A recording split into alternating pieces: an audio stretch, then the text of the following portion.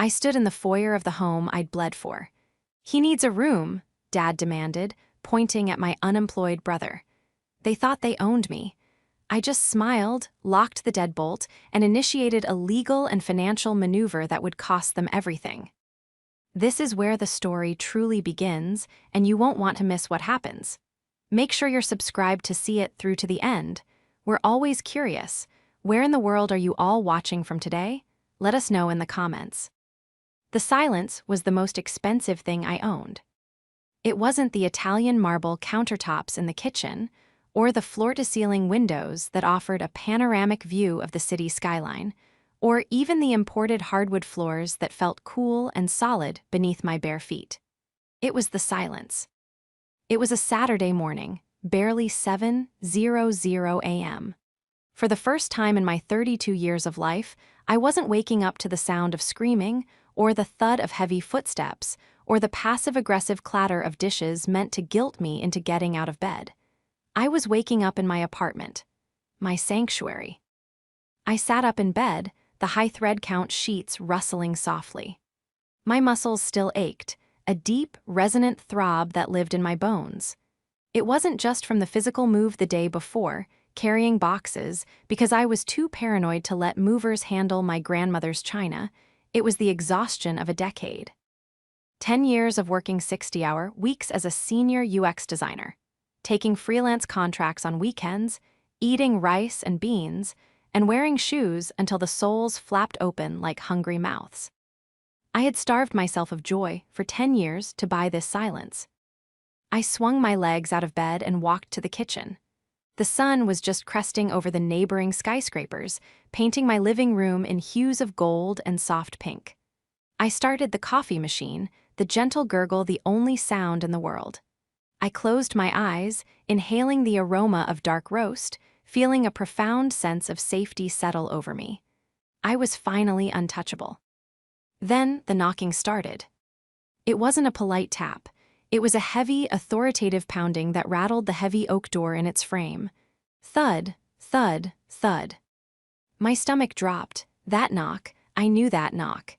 It was the rhythm of my childhood, the sound of demands, the sound of "open up, you're in trouble." I froze, the coffee mug hovering halfway to my lips. It can't be, I thought. They don't know the unit number. I never gave them the address. "Evelyn," the voice was muffled by the soundproofing, but unmistakable. It was rough, gravelly, and laced with an impatience that made my skin crawl. "Open the damn door." It was Arthur, my father. I set the mug down on the counter. My hand was trembling. The piece I had spent 10 years buying had lasted exactly 12 hours. I tightened the sash of my silk robe, another luxury I had promised myself, and walked toward the foyer. I checked the digital peephole camera mounted on the wall. The screen flickered to life, revealing a distorted, fisheye view of the hallway. There they were. Arthur was standing front and center, wearing his business jacket, a worn tweed blazer he only wore when he was trying to intimidate someone or ask for money. He looked red-faced, likely from yelling at the concierge downstairs to let him up. And slouched against the wall behind him, looking at his phone with absolute disinterest, was Frank, my older brother. He was 35, wearing a hoodie that looked like it hadn't been washed in a month, and he had 3 large suitcases and 2 garbage bags stuffed with clothes piled around his feet. I stared at the screen, my breath catching in my throat. This wasn't a visit. This was an invasion. I unlocked the deadbolt, the metal click sounding like a gunshot in the quiet apartment. I didn't open the door immediately. I took a breath, armoring myself, putting on the Evelyn mask, the cold, professional persona I used in boardrooms to shut down arrogant tech bros. I pulled the door open. Arthur didn't say hello. He didn't say, "Congratulations on the new place." He didn't even look me in the eye. He just gestured vaguely at Frank. "About time," Arthur grunted, pushing past me into the foyer without an invitation. He looked around, his eyes narrowing as he assessed the value of the lighting fixtures, the flooring, the space. "It's smaller than you made it sound, but it'll do." Frank didn't move. He just looked up from his phone, gave me a half-hearted wave, and kicked one of the suitcases toward the threshold. "Sup, Evie," he mumbled. "Do you have Wi-Fi? My data is capped." "What is this?" I asked, my voice steady, though my heart was hammering against my ribs like a trapped bird. "Dad, Frank, what are you doing here?" Arthur turned back to me, his face twisting into that familiar expression of scornful authority. "What does it look like? Frank's lease was up. He's got nowhere to go. You have 2 bedrooms. He's staying here." He said it with such absolute certainty, as if he were commenting on the weather. As if my home was public property. As if my 10 years of sacrifice were nothing more than a savings account for Frank's failures. I looked at Frank, who was now dragging a garbage bag across my pristine hardwood floor, leaving a streak of dirt behind him. I looked at Arthur, who was already walking toward the kitchen, opening my cupboards. The betrayal hit me harder than the exhaustion. It wasn't just that they were here. It was the assumption that I existed solely to catch them when they fell. "He's not visiting, Evelyn," Arthur called out from my kitchen, grabbing an apple from my fruit bowl and taking a loud, crunching bite. "He's moving in. You're letting him live here." The betrayal was worse than the diagnosis of a terminal illness. It was the realization that to them, I was nothing but a host organism. I stood frozen in the hallway, the cool air from the corridor drafting in, chilling my ankles. Frank had successfully maneuvered 2 of the suitcases inside and was now struggling with a plastic bin that looked like it was held together by duct tape and hope. "Careful with the floors," I said, the words slipping out automatically. Frank ignored me. He dropped the bin with a heavy thud, scratching the finish of the entryway. He didn't even look down. "So, which room is mine?" "Dad said the second one has a view of the park. I need natural light if I'm going to focus on my streaming career." I blinked, the absurdity of the statement washing over me. Streaming career. Frank, you haven't held a job since the gas station incident 3 years ago. "I'm building a brand, Evie," he scoffed, finally looking at me with those droopy, entitled eyes. "You wouldn't get it. You're just a corporate drone." Arthur walked back into the foyer, chewing the apple loudly. He looked at the luggage, then at me. "Don't just stand there, Evelyn. Help your brother with the bags. He's got a bad back." "I am not helping him," I said, finally stepping fully into the room and closing the front door, but not locking it. I needed an escape route or perhaps an ejection route. "And he is not staying here. I moved in yesterday. I haven't even unpacked my own clothes." Arthur's face darkened. The transition from casual patriarch to enforcer was instantaneous. He took 2 steps toward me, invading my personal space. I smelled stale tobacco and cheap aftershave. "Now you listen to me," he said, his voice dropping to a low growl. "Your mother and I have discussed this. Molly is sick with worry about Frank. He's been going through a hard time. His landlord was a tyrant. He needs stability. You have this." He waved his hand dismissively at my apartment. "This fancy glass box. You have plenty of money. You are family. Family helps family." "Family helps family?" I repeated, feeling a bitter laugh bubbling up in my throat. Where was family when I was eating ramen for 3 years to pay off my student loans? Where was family when I was in the hospital with pneumonia and drove myself home? "That's different," Arthur snapped. "You're strong, you can handle things. Frank is sensitive." "He's 35, Dad." "He's finding himself?" Arthur roared, the sudden volume making me flinch despite myself. "And you will support him. I'm not asking, Evelyn, I'm telling you. He stays until he gets back on his feet." "And how long will that be?" I asked, looking at Frank, who had already wandered into the living room and was testing the bounce of my beige sofa with his dirty jeans. "As long as it takes," Arthur said. "He's your brother, you owe him." "I owe him?" The words echoed in my head, bouncing off the walls of the apartment I had paid for with my youth. I watched Frank pull a bag of chips out of his hoodie pocket and crumble them onto the rug. He didn't care. He genuinely believed he had a right to be here. He believed my success was a communal resource, a reservoir he could tap into whenever his own well ran dry. My phone buzzed in my pocket. I pulled it out. It was a text from Molly. "Is he settled in yet? Make sure he eats something warm. He gets cranky if he skips breakfast. Love you, sweetie." The manipulation was a pincer attack. Molly played the soft, worrying mother, and Arthur played the hard-fisted general. They had coordinated this. They had probably planned it the moment I told them I was closing on the apartment. They had waited for me to sign the papers, to get the keys, to do the heavy lifting, and then they had descended like vultures. I looked at Arthur, who was now leaning against the wall, arms crossed, a smug look of victory on his face. He thought he had won. He thought that by shouting and invoking family, I would crumble just like I did when I was 16. But he had forgotten one crucial thing. He had forgotten that I was a UX designer. My entire career was built on anticipating user behavior, identifying pain points, and creating systems to manage them. I dealt with logic, with contracts, and with hard data. And more importantly, Arthur had forgotten that I was the one who handled his taxes last year. He had forgotten what I had seen in those documents, and he had definitely forgotten the little clause in the power of attorney he had signed over to me when he went in for his hip surgery. A document he never formally revoked because he was too lazy to file the paperwork. "You're right, Dad," I said softly, my voice dropping to a register that was deceptively calm. Arthur's shoulders relaxed. He smirked. "Good, glad you're finally seeing sense. Now go make some breakfast, we're hungry." I walked toward the kitchen, my hand brushing against the cool granite of the island. I wasn't going to make breakfast. I was going to make a phone call, but first, I needed them to get comfortable. I needed them to commit to the trespass. "Frank," I called out, "do you want coffee?"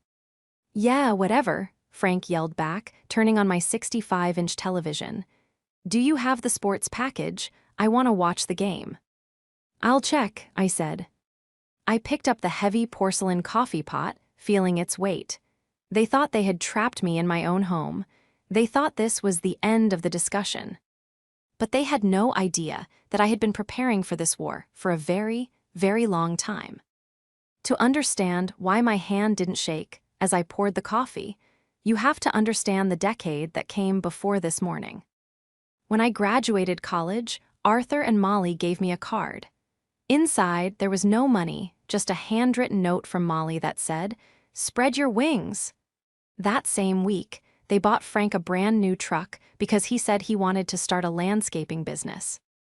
The landscaping business lasted 3 weeks. He sold the truck 6 months later and kept the money. For the next 10 years, this pattern repeated itself with sickening regularity. I got a promotion. Frank got a bailout. I bought a used Honda. Frank wrecked Arthur's sedan and got a pat on the back.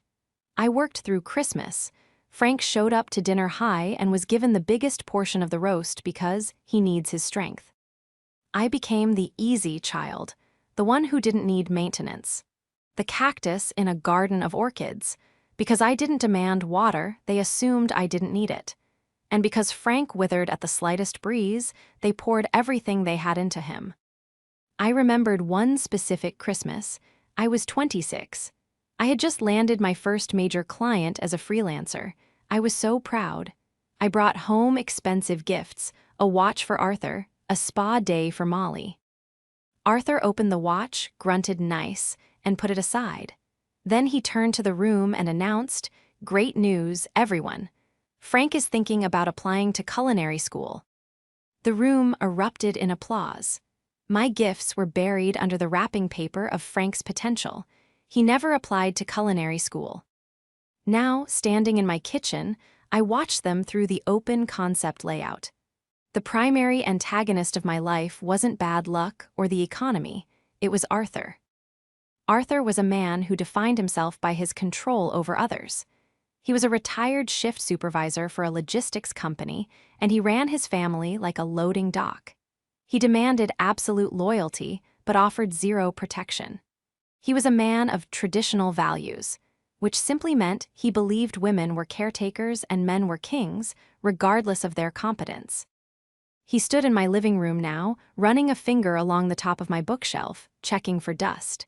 He was short, stocky, with silver hair cropped close to his skull. His eyes were small and hard, like beads of flint. He didn't look at my apartment with pride, he looked at it with envy. He hated that I had succeeded without him. He hated that I had something he couldn't claim credit for. And then there was Frank, the secondary antagonist, but in some ways, the more dangerous one because he was a bottomless pit. Frank was currently reclining on my sofa, his feet on the coffee table. He was soft where Arthur was hard, doughy, and pale from years of sitting in dark rooms playing video games. He had a way of looking at you that made you feel tired, a weaponized incompetence. He wasn't malicious in the way Arthur was, he was parasitic. He truly believed the world owed him a living. "This TV is nice," Frank shouted, "but the refresh rate seems a bit low. You should have got the OLED." "I'll keep that in mind," I muttered. Arthur walked into the kitchen, leaning against the counter, blocking my path to the fridge.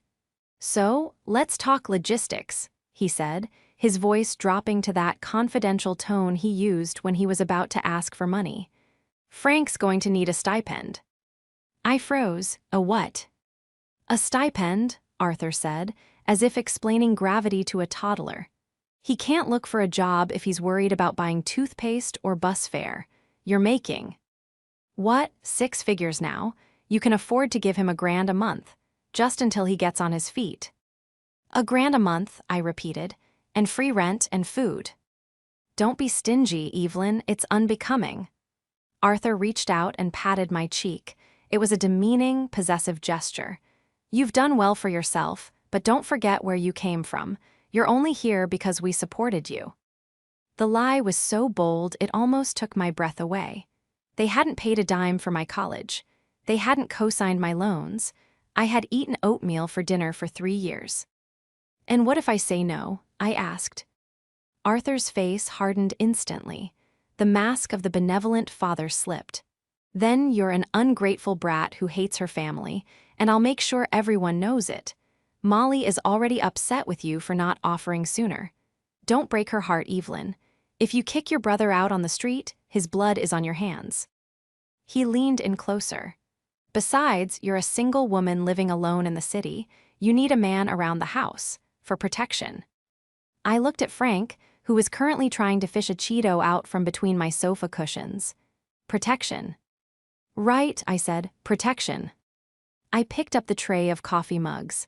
"Why don't we sit down? I have something to show you." "That's better," Arthur smiled, thinking he had broken me. "See, it's not so hard to be a good sister."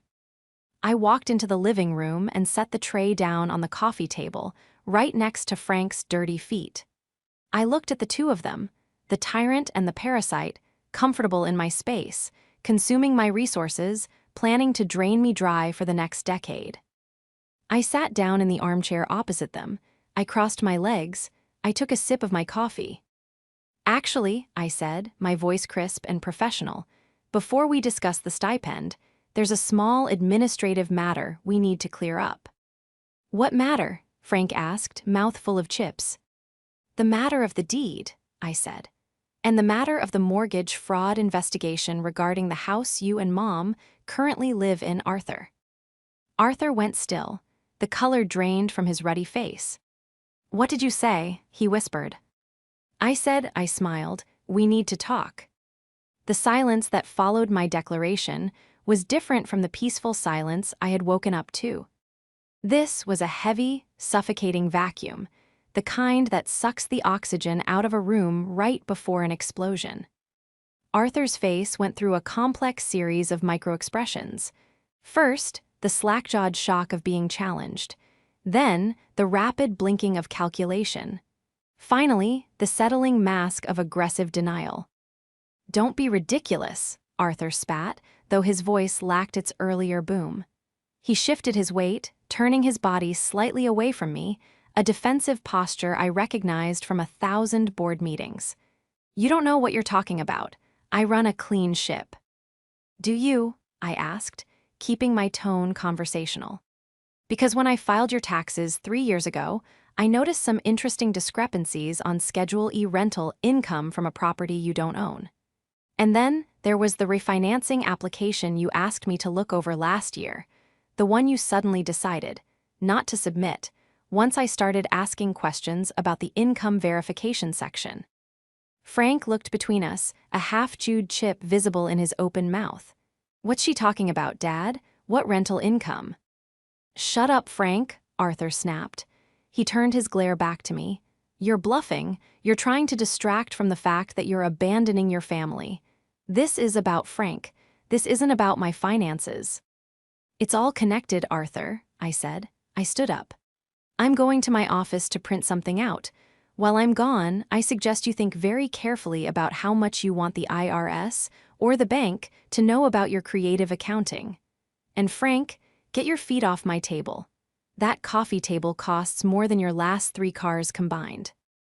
I didn't wait for a response. I turned on my heel and walked down the hallway to the second bedroom, the one Arthur had claimed for Frank. I had turned it into a state-of-the-art home office. I stepped inside and locked the door. My heart was pounding so hard I could feel the pulse in my fingertips. I wasn't as calm as I looked.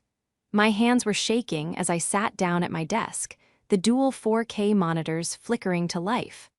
I wasn't just a daughter anymore. I was a forensic investigator of my own trauma. I opened my encrypted cloud drive. I had a folder simply titled Family Liabilities. It was a grim habit I had picked up after the first time Arthur tried to guilt me into co-signing a loan for Frank. I kept copies of everything. Every tax return I helped them with, every email Arthur forwarded to me because he couldn't figure out the PDF, every voicemail. I pulled up the document that had been nagging at the back of my mind for months. It was a copy of a home equity line of credit, HELOC. Application Arthur had filled out 18 months ago. He had sent it to me to fix the formatting, but I had read the content. At the time, I thought he was just being optimistic about his income. Now, looking at the numbers with fresh eyes and the context of Frank's sudden homelessness, the pattern emerged. He had listed me as a tenant in their house. He had forged a lease agreement claiming I paid $1,500 a month in rent for a room I hadn't lived in for a decade. He used that fictitious income to qualify for a $60,000 loan against their house. I pulled up the county clerk's public records on my second monitor. The loan had been approved and dispersed. The question was, where did the $60,000 go? Their house hadn't been renovated. Molly was still driving her 12-year-old sedan. Arthur complained about the price of milk. I began to type, my fingers flying across the mechanical keyboard. I wasn't just looking at numbers, I was mapping a user journey. The user was Arthur. The goal was enabling Frank. The pain point was a lack of cash. I logged into a background check service I used for vetting freelancers. It wasn't cheap, but it was thorough. I ran a search on Frank. The results populated within minutes. Speeding tickets, a small claims judgment from a landlord, and then a darker entry from 14 months ago, a settlement payment to a property management group for damages to a rental unit. The amount was staggering. I connected the dots. The date of the settlement matched the disbursement of Arthur's loan almost to the week. Arthur hadn't just committed mortgage fraud to fix his roof. He had committed fraud to pay for Frank to destroy an apartment, and he had used my name to do it. I picked up my phone and dialed David, a corporate attorney I had worked with on a previous startup acquisition. Evelyn, David answered on the second ring. It's Saturday. You better be calling to tell me you're at a brunch. I need you to look at a document, I said, my voice steel. And I need to know the statute of limitations on bank fraud involving a forged lease agreement. There was a pause on the line. Evelyn, what did they do? They tried to steal my future, David, I whispered. Again, but this time I have the receipts. I emerged from the office 20 minutes later, with a single sheet of paper in my hand. The atmosphere in the living room had shifted. Frank had moved from the sofa to the recliner, and he had opened a soda, my imported Italian soda that I saved for special occasions. Arthur was pacing by the window, muttering into his cell phone. When he saw me, he hung up abruptly. Finally, Arthur sneered. Done playing secretary? Look, Evelyn, I've been thinking, we can compromise. Frank can take the smaller bedroom. You won't even know he's here. I'll even throw in a few $100 for groceries. He was trying to pivot. He was trying to regain the high ground by appearing reasonable. It was a classic negotiation tactic. Offer a concession that costs you nothing to distract from the demand that costs the other person everything. There is no compromise, Arthur, I said. I didn't call him Dad. I couldn't. And Frank isn't moving into the smaller bedroom. He's not moving in at all. We discussed this, Arthur shouted, his face reddening again. I am your father, I decide who. You decided to commit a felony, I interrupted, my voice cutting through his bluster like a scalpel. I walked over to the coffee table and placed the paper down, face up. It was a printout of the lease agreement he had forged. My signature, looped and shaky, looked nothing like my actual handwriting. Does this look familiar? I asked. Arthur looked down, he froze. His eyes bulged slightly, and he took a quick, involuntary step back. I don't know what that is, he stammered. It's the lease agreement you submitted to First National Bank 18 months ago, I said, stepping closer to him. It claims I live in your basement. It claims I pay you rent. It claims I am a source of income for you. Frank leaned forward, squinting at the paper. Wait, you were paying them rent? Then why couldn't I get a new car? I wasn't paying them anything, Frank, I said, not taking my eyes off Arthur. He forged it. He used my name and my credit standing to trick a bank into giving him $60,000. Arthur's face went from red to a pale, sickly gray. It was just paperwork, Evelyn. Everyone fudges the numbers a little. I needed the loan to fix the foundation. The house was settling. It was for your mother's safety. The foundation, I laughed, a cold, sharp sound. Is that what we're calling Frank now? I pulled out my phone and tapped the screen, projecting an image onto the 65-inch TV via AirPlay. It was the settlement record I had found. Payment, $58,500. Recipient, OAKWOOD Property Management. DAMAGES and settlement for tenant Franklin Miller. You didn't fix the house, Arthur, I said, pointing at the screen. You paid off the apartment complex Frank trashed last year so they wouldn't sue him. You took out a $60,000 loan, putting your own home and Mom's home at risk of foreclosure just to clean up another one of his messes. Frank went silent. He lowered the soda can. For the first time, he looked genuinely uncomfortable. Not guilty, just uncomfortable that his secrets were being aired in 4K resolution. You told me that money came from an inheritance from Uncle Jerry, Frank muttered, looking at his dad. It doesn't matter where it came from, Arthur yelled, waving his arms frantically. I did what I had to do to protect this family, something you wouldn't understand, Evelyn, with your cold heart and your fancy furniture. I saved your brother from a lawsuit. You enabled him, I screamed back, the composure finally cracking. You stole my identity to bail him out. Do you realize that if you default on that loan, which you will because you have no income to pay it back, the bank takes your house? Do you realize you committed fraud in my name? I would never default, Arthur growled. I have it under control. Do you? I countered. Because I just checked the county records for that too, Arthur. You're 3 months behind on the mortgage. You're in pre-foreclosure. The silence that followed was absolute. Arthur looked like he had been punched in the gut. He slumped against the wall, the fight draining out of him. You check the mortgage, he whispered.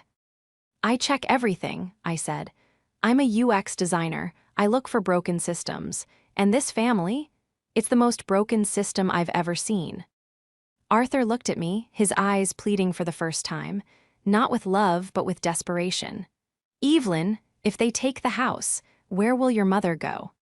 I don't know, I said, but she's not coming here with Frank. You have to help us, Arthur said, his voice trembling. You have money, you can pay off the arrears, you can fix this. If you don't, Molly will find out. She doesn't know, I asked, though I already knew the answer. She thinks the money came from a bonus, Arthur admitted, looking at the floor.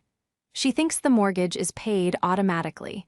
If she finds out I leveraged the house and lost it, it will kill her.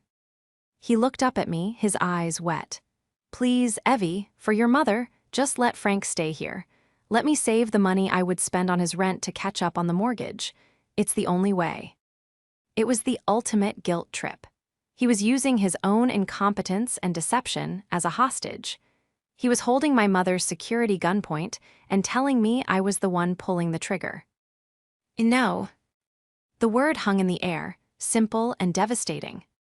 Arthur's pitiful expression vanished in an instant, replaced by a snarl of pure rage. You selfish little witch. You'd let your mother be homeless? You'd let your brother starve. I'm not letting anyone starve, I said, crossing my arms. Frank is a 35-year-old man. He can get a job. He can work at a grocery store. He can work at a warehouse. He can do what I did, work.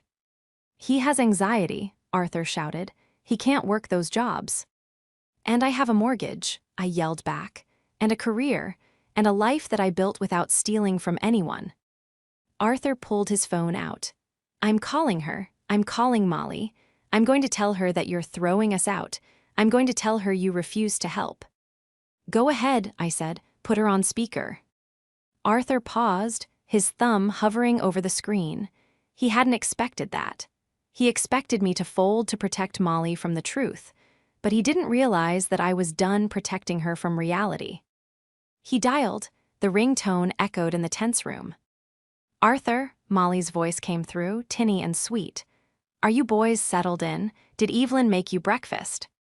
Molly, Arthur said, his voice breaking theatrically. Molly, she's kicking us out. Evelyn, she refuses to help Frank. She's sending him to a shelter. I watched him manipulate her in real time. It was sickening. What? Molly sounded confused, her voice trembling. Evelyn, honey, is that true? You wouldn't do that to your brother. We're family. Mom, I said, stepping closer to the phone. Arthur isn't telling you the whole story. Ask him about the $60,000, Mom. Ask him about the second mortgage he took out on your house without telling you. Don't you listen to her, Arthur shouted into the phone. She's lying. She's trying to confuse you. Second mortgage? Molly's voice was faint. Arthur, what is she talking about? You said the house was paid off years ago. Arthur's stamina began to crumble. He couldn't juggle the lies anymore. He forged my signature, Mom, I said clearly.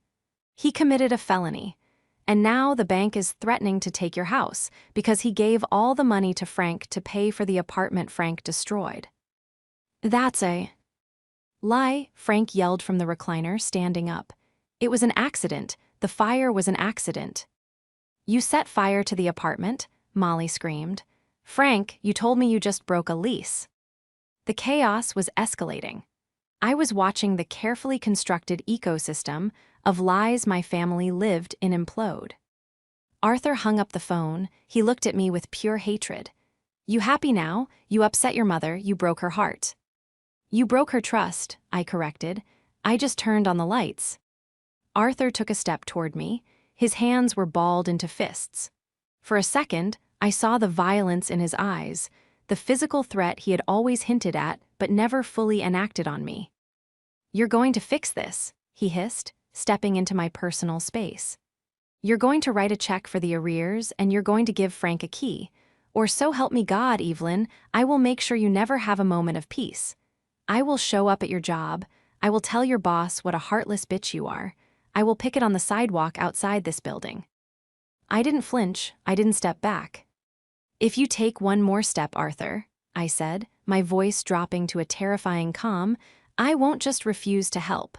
I will call the police right now and report the forgery. I will have you arrested for identity theft and bank fraud. You will go to prison. And Frank. I looked at my brother, who was shrinking back against the wall.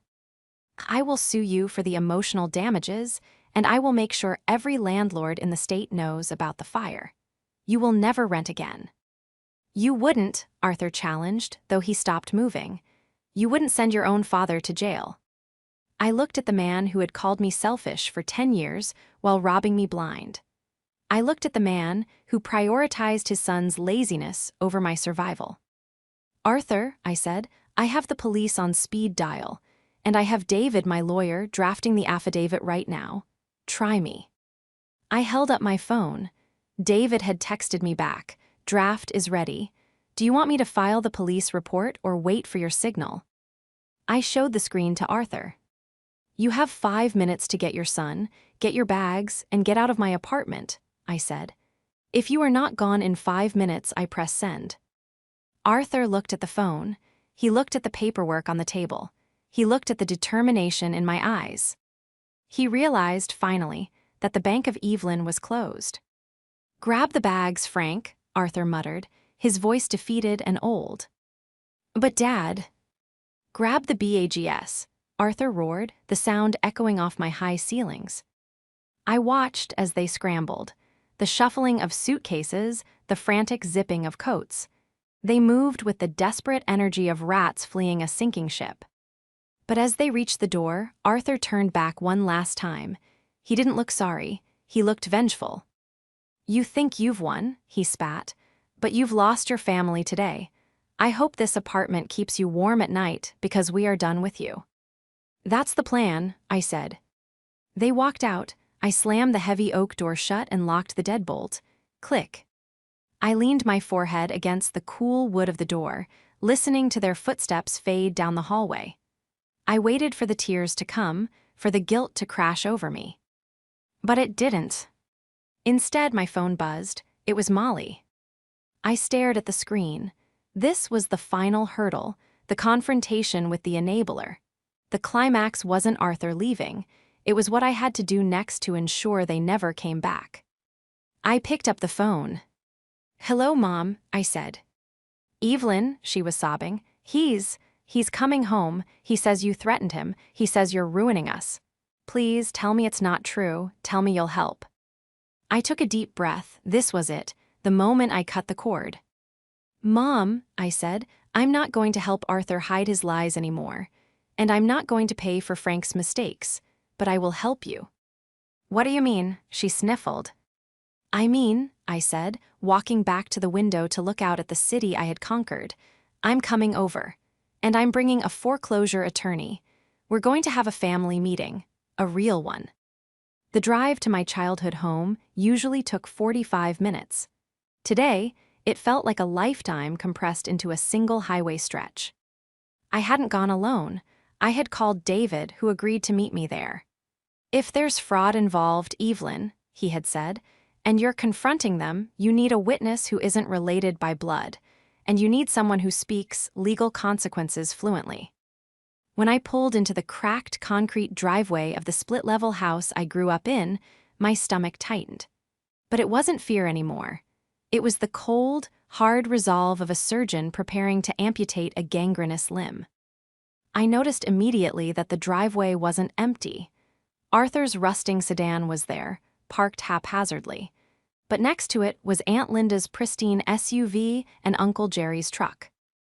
My hands tightened. Ed on the steering wheel. Arthur hadn't just gone home to lick his wounds. He had called in the cavalry. He had convened a family meeting. An ambush designed to shame me into submission using the collective pressure of the clan. I stepped out of my car just as David's sleek Audi pulled up to the curb. He stepped out, adjusting his tie. He looked out of place in this working-class suburb, a shark in a goldfish pond. Ready? He asked. No, I said, grabbing the thick file folder from my passenger seat. But let's finish it. I unlocked the front door with my key. A key Arthur had forgotten to demand back. The living room was crowded. Arthur sat in his recliner like a deposed king holding court. Frank was on the floor, head in his hands, playing the part of the tragic victim perfectly. Molly was sitting on the sofa, clutching a tissue, looking pale and terrified. And flanking them were Aunt Linda, Arthur's older sister, the matriarch of guilt trips, and Uncle Jerry. The conversation stopped dead as I walked in. She's here, Arthur announced, pointing a shaking finger at me. The daughter who would see her own family on the street. Aunt Linda stood up, her floral blouse rustling. She had the kind of face that was permanently set in a judgment grimace. "Evelyn," she scolded, her voice dripping with disappointed piety. "Your father called us. He told us everything. How you refused to let your brothers stay in your empty guest room, how you threatened them. I changed your diapers, young lady. I expected better from you." "You don't know the half of it, Linda," Uncle Jerry chimed in, crossing his thick arms. "Abandoning family, when you have so much, it's sinful." I looked at them, the tribunal of Arthur. They had no idea they were defending a criminal. "I didn't come here to argue with you, Aunt Linda," I said, my voice steady, "and I brought my lawyer."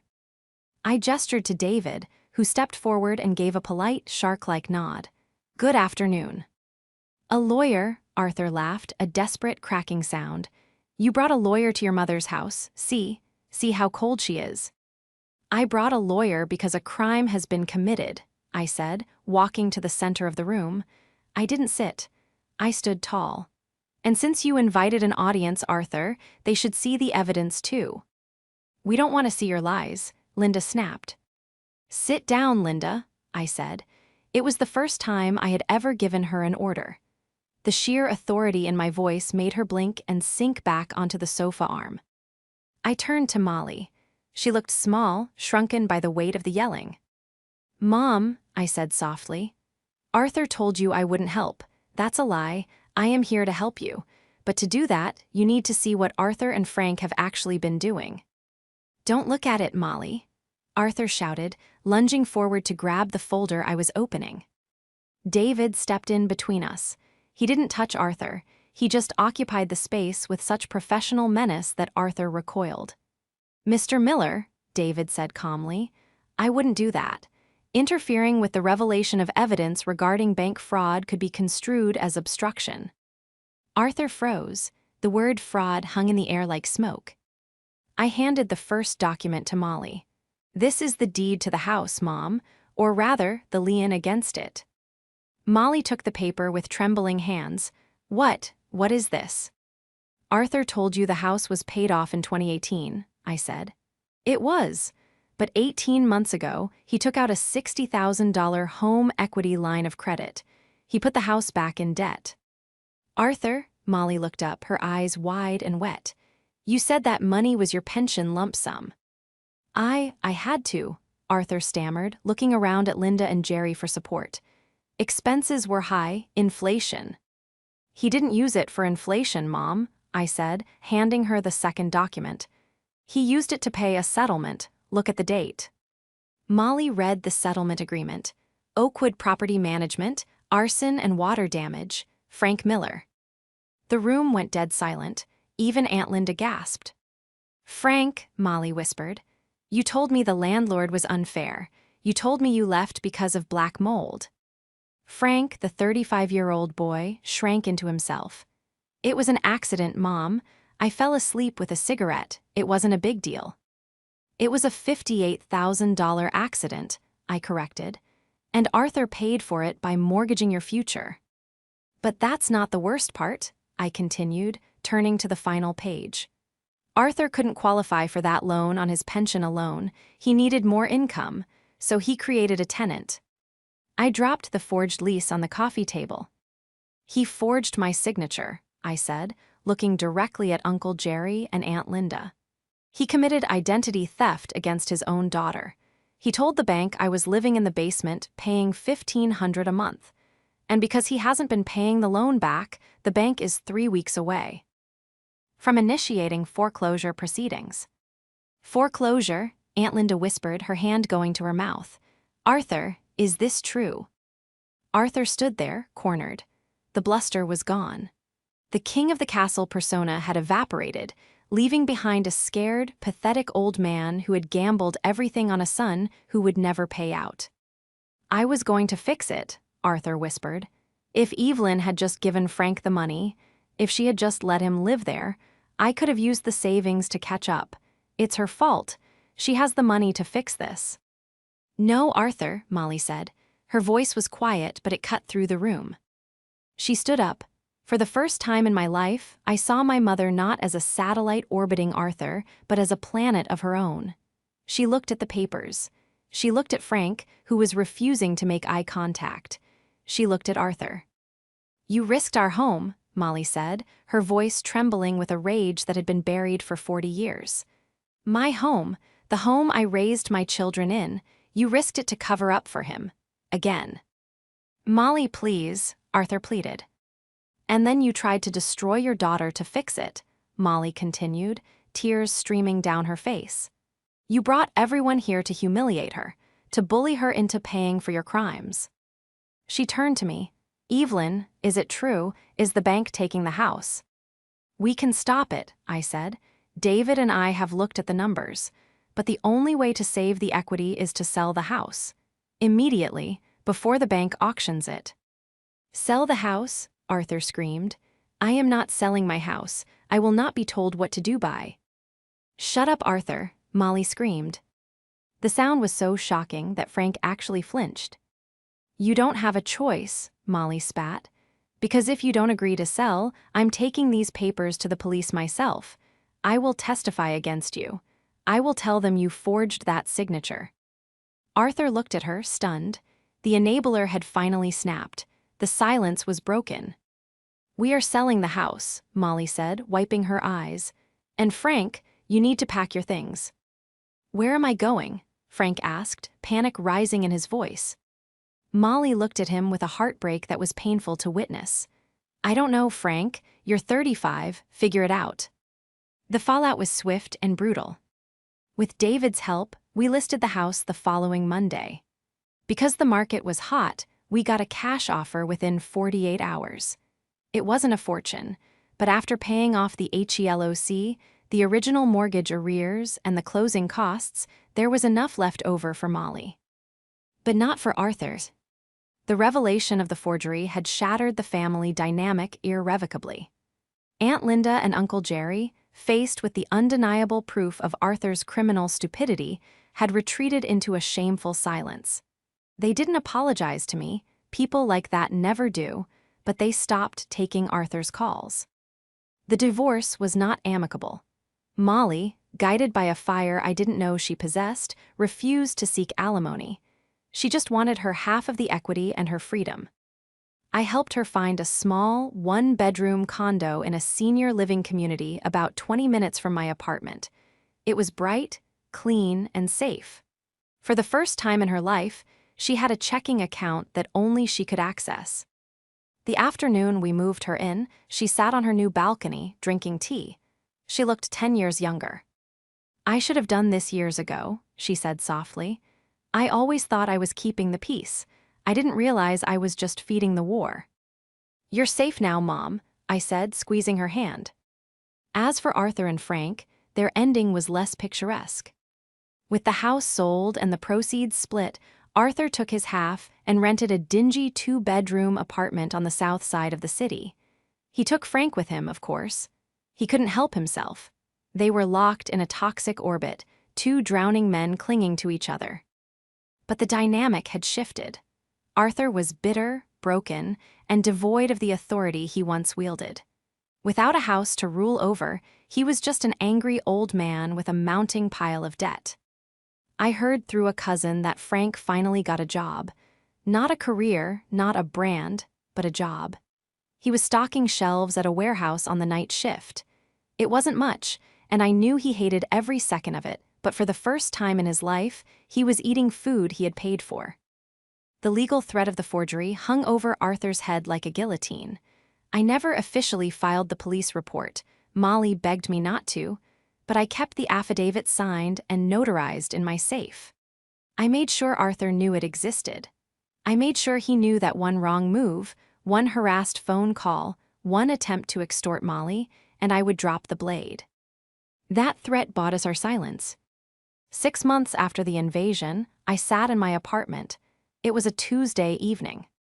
I had finished a major project for a client, and the apartment was filled the soft, ambient glow of the city lights. I walked to my kitchen, my beautiful, clean kitchen, and poured a glass of wine. I walked to the living room and sat on the sofa. I looked at the spot where Frank had put his dirty feet. The rug had been professionally cleaned, the trace of him was gone. The silence in the apartment was no longer just expensive. It was heavy with meaning. It was the sound of boundaries held. It was the sound of a cycle broken. My phone buzzed on the coffee table. It was a text from Dad Arthur. I stared at the preview. "Evelyn, it's your father. Frank's car broke down. We just need $500 to get it running so he can get to work. Please be reasonable." I didn't feel anger. I didn't feel guilt. I felt nothing but a profound, cool detachment. I tapped the screen, opened the contact settings, and pressed the button I should have pressed 10 years ago. Black collar.